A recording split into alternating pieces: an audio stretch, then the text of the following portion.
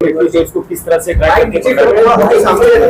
देखिए, गुरुवार को 25 तारीख को जो मयत है उसकी पिताजी ने मिसिंग दाखिल की थी और उसके बाद शुक्रवार लेट इवनिंग को हमें उसका मयत जो विक्टिम है उसकी डेड बॉडी मिली और शनिवार को हमने अर्ली मॉर्निंग में एफआईआर रजिस्टर किया था मर्डर का और गुरुवार से ही हम उसके ट्रैक पे थे।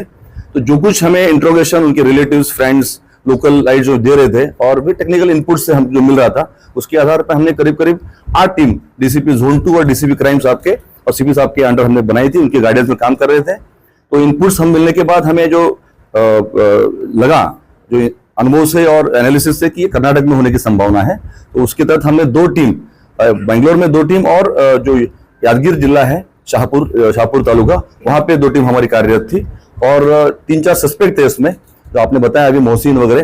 पर उसके बाद सस्पेक्ट से हमने इंटरोगेट और करने के बाद एक जो हमने शॉर्टलिस्ट किया दाऊद शेख करके, और उसको आज सुबह हमने उनकी मदद से मोहसिन और जो लोग थे वहां के लोगों के लोकल लोगों की मदद से उनको पकड़ा है। सर, जो प्राइम इंट्रोगेशन किया है उसमें क्या मोटिव दिखाया जा रहा है इसका मतलब? तो प्राइमरी में उसने सिर्फ एक्सेप्ट किया है, बहुत डिटेल बता नहीं पाया क्योंकि लोकल हम कर्नाटका से उनके लोकल पुलिस से कोऑर्डिनेशन कर रहे हैं, अरेस्ट प्रोसेस शुरू है, तो पूरा इंट्रोगेशन हम कर नहीं पाएंगे। सवाल ये है कि हत्या को किस तरह अंजाम दिया गया, क्योंकि एक सीसीटीवी आया था, तो सीसीटीवी उसको फॉलो करते हुए तो क्या पीड़िता को, मृतक को उसने बुलाया था या मृतक जा रही थी, फॉलो करके उसने इंटेंसली फोर्सफुली मर्डर किया? इसमें जो मयत है और जो एक्यूज सामने आए हैं दोनों एक दूसरे को पहचानते थे और जो प्रीलिमिनरी इन्वेस्टिगेशन जो हुआ है उसके आधार पर मैं ये कह पाऊंगा कि वो दोनों एक जगह मिलना चाहते थे और उसमें फिर कुछ बातचीत हुई और उसके बाद ये घटना घटी है। सर, आरोपी के ऊपर पोक्सो का केस दर्ज था इसके पहले, क्या उसने रिवेंज लिया है? ये इनिशियल जांच में कुछ इस तरह से आया? नहीं, प्राथमिक तपास में ऐसा कुछ दिख नहीं रहा है।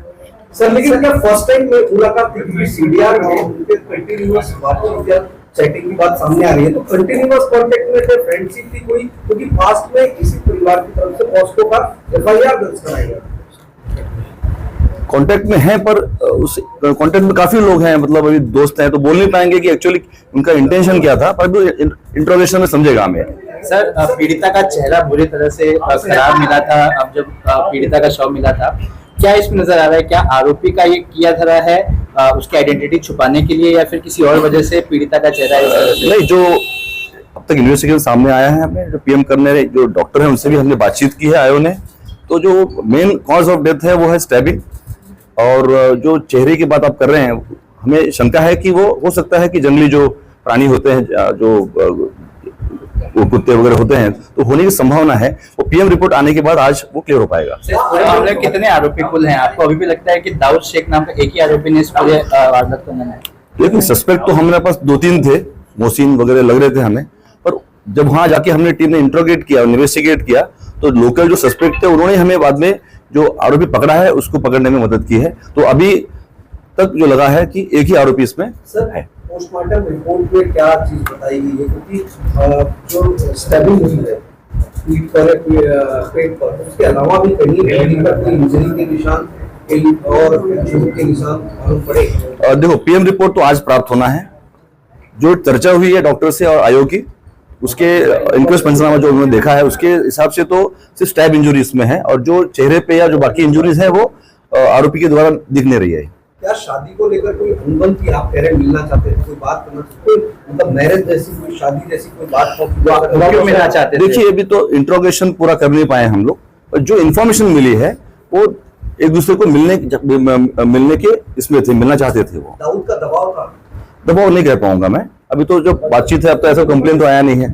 सर, इसका बैकग्राउंड क्या है? दाऊद शेख का बैकग्राउंड क्या है सर?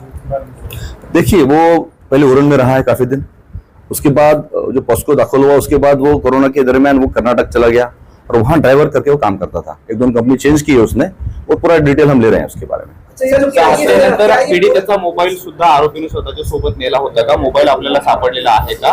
नाही, अजून तो सापडलेला नाहीये। आता आरोपी आल्यानंतर आम्ही तर शोध घेणार आहोत। सर, जिस तरह से हत्या के बाद